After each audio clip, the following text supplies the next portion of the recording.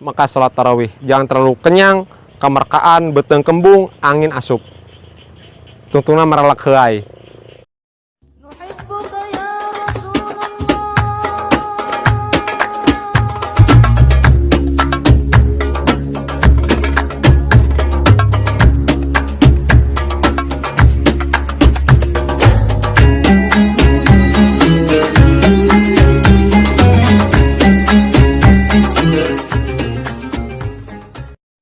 Assalamualaikum warahmatullahi wabarakatuh. Alhamdulillahirabbil alamin. Alhamdulillah, segala puji milik Allah, zat yang telah memberikan anugerah kepada kita, zat yang telah menciptakan alam semesta, zat yang telah memberikan kesempatan kepada kita untuk senantiasa beribadah kepadanya. Wassalatu wassalamu ala sayyidina mursalin sayyidina wa maulana Muhammadin wa ala alihi wa sahbihi wa azwajihi wa dzurriyyatihi wa atba'i ila yaumidin. Tak lupa majelis atau pertemuan yang tidak akan disebut pertemuan bangkai jika di majelis itu disebut sholawat kepada baginda Rasul sallallahu alaihi wasallam. Semoga sholawat kita sampai kepada baginda Rasul, kepada para keluarganya, para sahabatnya, para zuriyahnya, serta kita selaku umatnya. Hadirin para pecinta Nabi sallallahu alaihi wasallam, ketika kita berbuat sesuatu, berbuat suatu kebaikan, berbuat dan berkorban untuk siapapun, janganlah pamrih. Oh, nya bisa sakit itu kan gara-gara aing kaingetna ieu nama pamrih. Wani piro, wayah pambantuan wani piro pamrih. Dengan keluarga, dengan sahabat, bahkan dengan umat baginda sallallahu alaihi wasallam pun kita jangan pamrih. Hadirin para pecinta Nabi sallallahu alaihi wasallam, berbuat untuk kepentingan umum, berbuat untuk kepentingan agama, maka senantiasalah berbuat tanpa pamrih. Karena yang mengatur rizki adalah Allah. Dan rizki, harta terutama di akhirat tidak akan berguna sama sekali. Bahkan anak-anak pun tidak akan berguna di hadapan Allah Subhanahu wa taala. Allah Subhanahu wa taala berfirman, A'udzubillahi minasyaitonirrajim, yauma la yanfa'u malu wala banun illa man atallahu biqalbin salim. Tuh kata Allah, di hari itu harta anak-anak laki-laki tidak berguna kecuali orang-orang yang dihisab oleh Allah dengan hati yang bersih. Kita bangga mungkin dengan punya anak lelaki bahwa akan menjadi penerus perjuangan kita. Tapi siapa tahu anak itu menjadi penghancur perjuangan kita. Kalaupun iya jadi penerus perjuangan kita, apakah berguna di akhirat?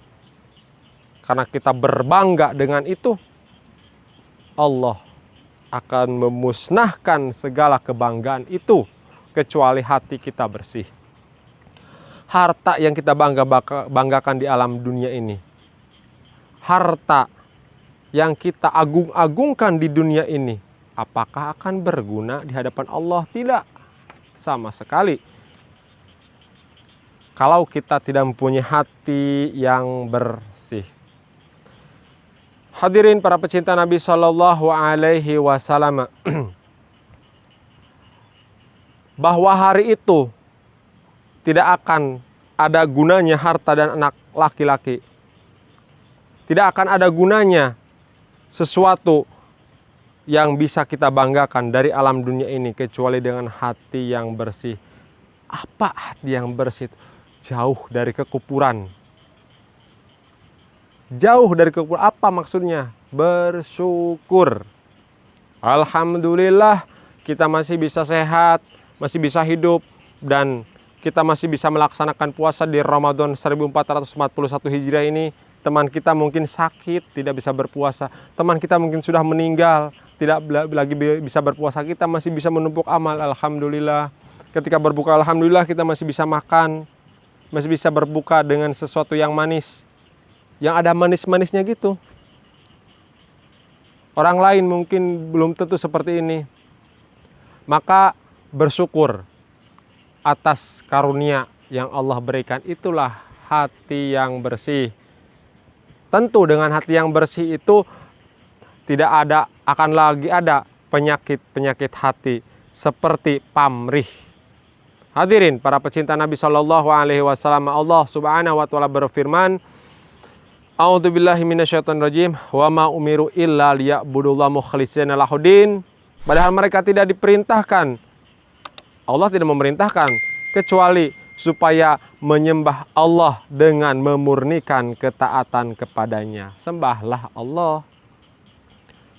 Kita dengan membanggakan harta, dengan membangga-banggakan anak, itu sudah menyembah selain kepada Allah. Kita mengagung-agungkan, kita punya jabatan tinggi, kita punya harta yang banyak, kita mempunyai kedudukan, kita mempunyai pengaruh yang besar, kita bangga dengan itu. Allah kita sudah duakan. Kita sudah syirik kepada Allah, menduakan Allah. Sementara Allah tidak mau diduakan. Jangankan Allah, kita pun tidak mau diduakan kan? Kita sendiri pun tidak mau doakan. Mengapa kita mau menduakan Allah yang maha segala-galanya, yang mempunyai kemampuan yang tidak bisa terpikirkan oleh manusia? Maka murnikanlah hati kita daripada menyembah selain kepada Allah. Kita diperintahkan untuk menyembah Allah, maka murnikan penyembahan itu. Dalam hadis qudsi Rasulullah Shallallahu Alaihi Wasallam bersabda bahwa Allah Subhanahu Wa Taala berfirman, Ana kelawok ieu teka tempo.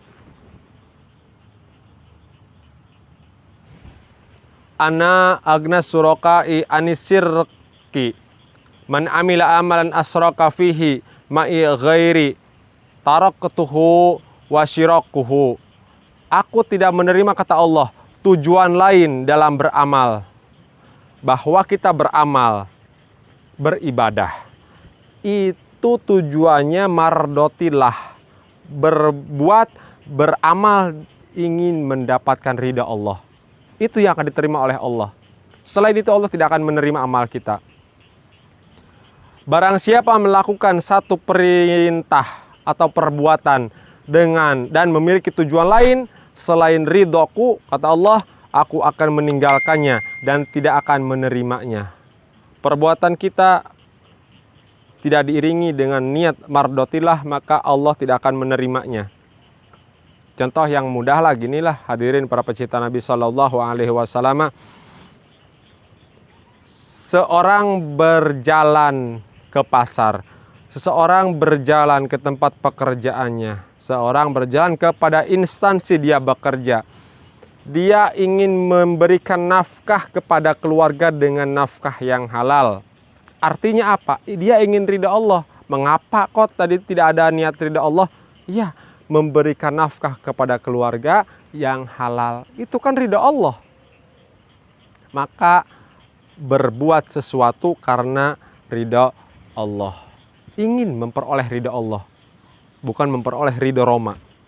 Maka berbuatlah untuk menggapai ridha Allah Subhanahu wa Ta'ala. Hadirin para pecinta Nabi Shallallahu Alaihi Wasallam, hindari pamrih saat berbuat suatu kebaikan. Artinya murnikan amal ibadah perbuatan kita karena Allah. Ridha Allah kita peroleh apapun.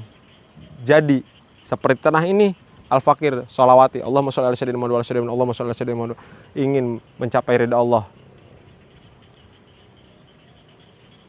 bisa diperoleh insya Allah.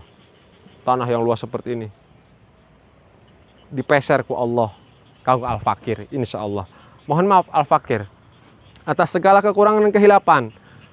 Mudah-mudahan di puasa yang ke-15 kita bisa memperoleh hasil yang indah, yaitu Allah menerima puasa kita di hari yang ke-15. Terima kasih atas segala perhatian. Selamat berbuka puasa. Semoga ceria setelah berbuka puasa. Jangan lupa sholat tarawih setelah sholat isya. Puasa terus sholat tarawih, asa kumaha. Maka sholat tarawih jangan terlalu kenyang, kamarkaan, beteng kembung, angin asup. Tungtungna merelak heai. Terima kasih atas segala perhatian. Mohon maaf atas segala kekurangan.